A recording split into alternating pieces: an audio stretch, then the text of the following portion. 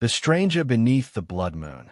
The prairie wind whistled through the brittle grass as the sun sank behind the hills, painting the sky in streaks of burnt orange and blood red. Clara McAllister stood alone near the woodpile, axe in hand, her skirts dusty and her arms sore. The children were inside, safe and warm. She preferred it that way. Since Ethan died, the days had become a ritual of survival. Wood chopped, goats milked, fences mended. Nights were longer, lonelier. Ethan's hat still hung by the door, untouched since the soldiers brought the news. Ambushed while hunting, his rifle missing, no body returned. Just blood on the leather strap of his saddle. The town whispered raiders. Clara whispered nothing. She lit the lantern on the porch as dusk turned to night. Sammy, her 8-year-old, came to the door barefoot. "Mama, the goat's bleating funny again," he said. Clara wiped her brow and followed him, lanterns swaying. Past the barn, past the edge of the corral, something stirred in the shadows near the tree line. Clara stopped cold. There, half hidden by brush, lay a man.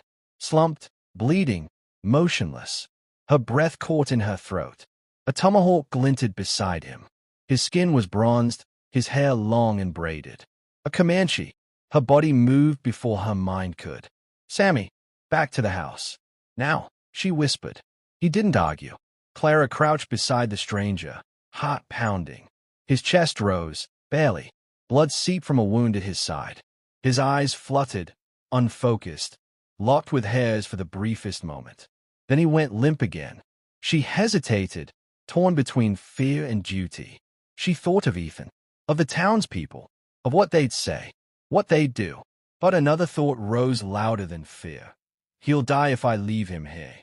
With a grunt, Clara pulled his arm over her shoulder and half-dragged, half-lifted the man toward the barn. Every step felt like treason. She laid him in the hay, covered him with a quilt, then fetched clean cloth and water. In the lantern light, she saw his features more clearly. Sharp jaw, high cheekbones, blood crusted over old scars. His name, his story, his sins, all unknown. But the pain on his face was human. He moaned as she pressed cloth to his wound, then muttered something in a tongue she didn't understand. Clara hushed him gently. "You're safe. Just rest." Her voice trembled. Was she reassuring him? Or herself? The barn door creaked behind her. Mary, her 5-year-old daughter, stood holding a rag doll, eyes wide. "Who's he, Mama?" she whispered. Clara turned. "Just someone hurt. Don't tell anyone, sweetheart. Not even Miss Ruth." Mary nodded solemnly and stepped forward, offering the doll. "He can borrow Daisy till he's better." Clara smiled faintly. "That's very kind." Later, when both children were asleep, Clara sat alone outside the barn, watching the moon rise, a blood moon, vast and low. Coyotes howled in the distance. She rested her head against the wall and exhaled. Her world had been rules and caution. Survival meant silence, obedience, propriety. But now, a stranger bled in her barn. A Comanche, the kind of man her husband had feared, the kind of man the town would hang. She didn't even know his name. Inside, he slept fitfully, chest rising and falling in uneven rhythm. Clara stood over him and brushed damp hair from his forehead. Her fingers paused. "What are you doing?" She stepped back, heart thudding. This was madness. But something inside her, something buried under years of widowhood and duty, flickered back to life. A presence, a secret, and it had just begun. The fire he rekindled. By morning, the barn was cold and quiet, dew clinging to the straw and rafters. Clara eased the door open with a soft creak, holding a bowl of warm broth. She expected silence. Instead, the man stirred. His eyes blinked open, dark, alert. For a moment, they stared at each other in guarded silence. Then, slowly, he pushed himself up, hissing as pain surged through his side. "You shouldn't move," Clara said softly, stepping closer. His gaze moved from her face to the bowl. She knelt beside him, offering it with both hands. "It's just broth. You need strength." He accepted it without a word. His fingers brushed hers, rough, calloused, burning with fever. Clara pulled away too quickly, heart hammering. She didn't recognize herself anymore. I'm Clara, she offered, voice unsure. Clara McAllister. My children, Sammy and Mary, they live here with me. The man gave a single nod. After a long pause, he spoke, voice raspy but steady. Tashina. My name is Tashina. She repeated it under her breath, tasting it like an unfamiliar spice. Tashina. That day passed quietly. Clara kept her distance, but her eyes drifted toward the barn more often than they should have. Each time she entered, she found him stronger, sitting up, cleaning his wound, even helping to rewrap it. Sammy, bold and curious, asked too many questions. Did he fight bears? Does he have a horse? Is he gonna stay? Clara hushed him, saying only that he was hurt and needed rest. Mary was gentler, shyly leaving daisies in a tin cup by his side. Tashina smiled at her once, and Clara saw a man beneath the warrior, tired, worn, and oddly tender. By the third day, he was walking, limping but upright. He didn't speak much, but when he did, his voice carried weight. He noticed things, how the hinges on the chicken coop sagged, how the pasture fence leaned westward. That evening, without being asked, he began to hammer the gate back into place. Clara watched from the porch, arms crossed, unsure whether to feel grateful or guilty. This was a man the town would brand a threat, a savage. But here he was, fixing her fence. Ruth stopped by that afternoon. She was older, gray-haired, with sharp eyes and a mouth always ready to judge. Saw someone moving near your barn, she said casually as she sipped tea in Clara's kitchen. Tall, brown-skinned. You have visitors.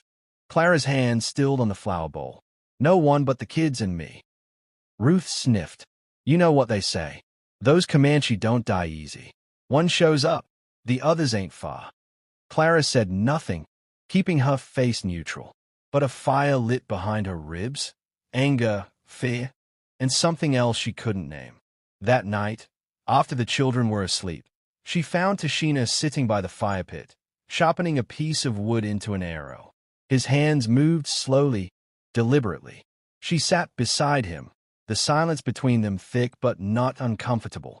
My husband, she began, eyes fixed on the flames, used to sit here. He never talked much either. Always working. Always tired. Tashina didn't look at her. You loved him. Clara hesitated. I thought I did. I wanted to. He provided. Protected. But he never really saw me. Not like I was a person. Just a woman to bear children and warm the bed.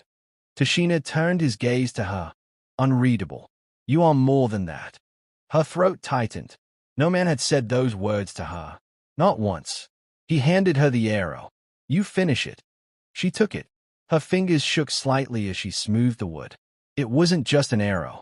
It was the first thing she'd made in years that wasn't out of obligation. Their hands touched again. This time, neither pulled away.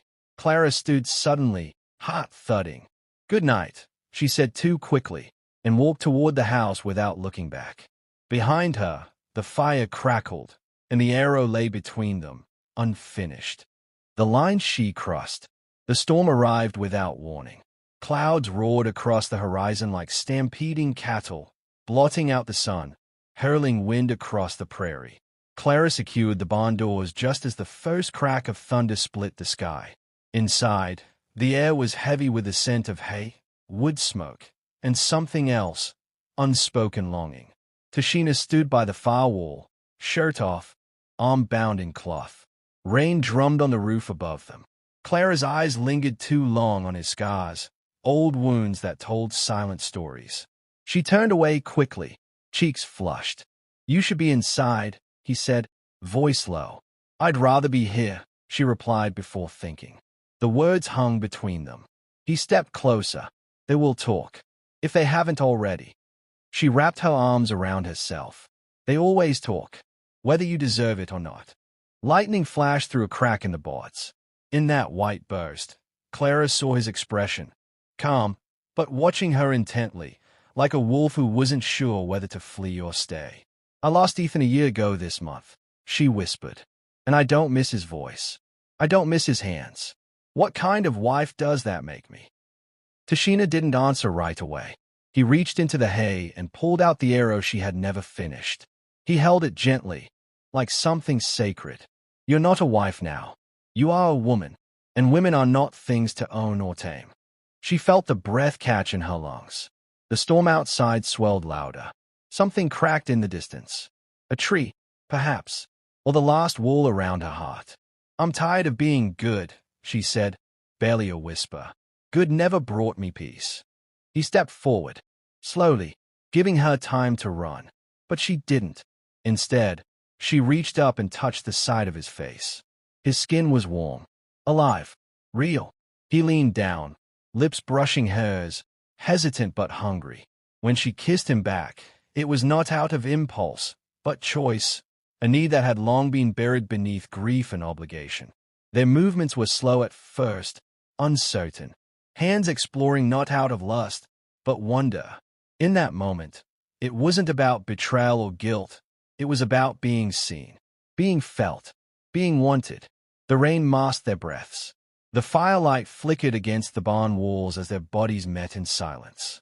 Later, as the storm faded and the air settled, Clara lay curled against him in the hay.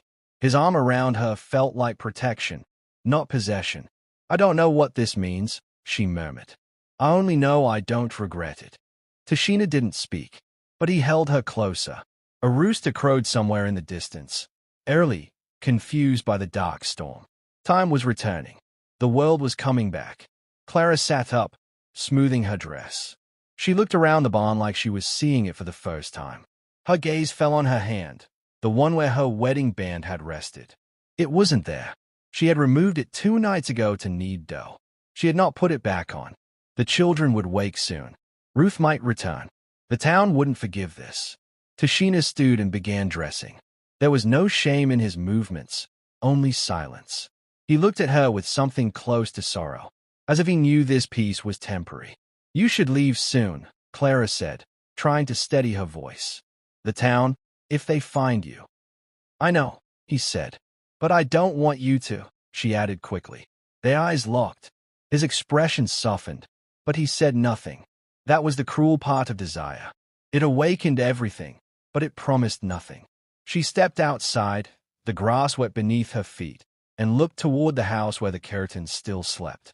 Behind her, the barn stood quiet again. But inside, the line she had once sworn never to cross had vanished. And in its place stood something far more dangerous. Hope. The price of the heart. The morning after the storm, the world was too quiet. Clara moved through the house like a ghost. The kettle hissed. Mary played with fabric scraps on the floor. Sammy was outside, skipping rocks along the creek. Everything looked the same, but nothing felt the same. The memory of last night clung to her skin like fog. His breath, his touch, his words, it all replayed in her mind with maddening clarity. Not in flashes of shame, but of something deeper, something far more dangerous. A knock on the door shattered the stillness. Clara opened it to find Ruth standing there, face pinched and sharp-eyed. Stranger passed through town last week, Ruth said without preamble. Skin like copper. Said not a word. Sound like anyone you know? Clara stood silent. Ruth's voice dropped. Folk are nervous. Comanche ain't been around these hills in a while. One shows up injured, alone, makes people ask questions. Clara forced a polite smile. I've seen no one but my children. But the lie tasted bitter. Ruth narrowed her eyes, then leaned in. You got 2 young ones. Be smart, Clara. Don't bring danger under your roof cause your bed's gone cold. The words hit like a slap. Clara clenched her fists but said nothing. Ruth left satisfied, suspicion thick in the air. That night, she found Tashina standing at the edge of the woods, eyes scanning the horizon. His wound was nearly healed. His pack was strapped across his back. He didn't look at her. You're leaving, she said flatly. He nodded once. It is safer. For the children. For you. She stepped forward. And for you. He turned to face her. I've already stayed too long. Clara's throat tightened. I don't want you to go. I know. They stood in silence, the wind tugging at their clothes, trees rustling with secrets they couldn't voice. You came into my life like a wound that turned into a cure, she whispered. How do I go back to silence after you? You do not, he said. You become stronger than silence. He reached into his pack and handed her something, a carved wooden charm, shaped like a hawk. To remind you, you were never meant to live caged. Clara clutched it in both hands. Will I ever see you again? Only the wind knows. He touched her cheek, eyes lingering a moment too long. Then he disappeared into the trees, swallowed by dusk. Weeks passed. The children noticed the change. Sammy stopped asking questions. Mary would sometimes stand at the barn door, looking as if she was waiting for someone who never came. The town moved on. Ruth's gossip turned toward a saloon girl's scandal. No one came knocking again. Clara, however, did not move on. She moved forward. She built a small herb garden, painted the porch. She began reading aloud to her children in the evenings, stories of strength, of wanderers, of women who made bold choices. She wore no ring. Spring arrived early. Flowers burst from the ground like confessions. The world bloomed, and so did she, in her own quiet way. One warm afternoon, as the children played with sticks near the fence line, Clara stepped outside to hang laundry. That's when she saw him. Tashina stood beneath the cottonwood tree, just beyond the pasture, still, waiting. Clara didn't run. She didn't cry out. She simply walked. Each step she took was a decision, not of rebellion, not of shame, but of truth. When she reached him, he smiled. You came back, she said. I said I wouldn't. I lied.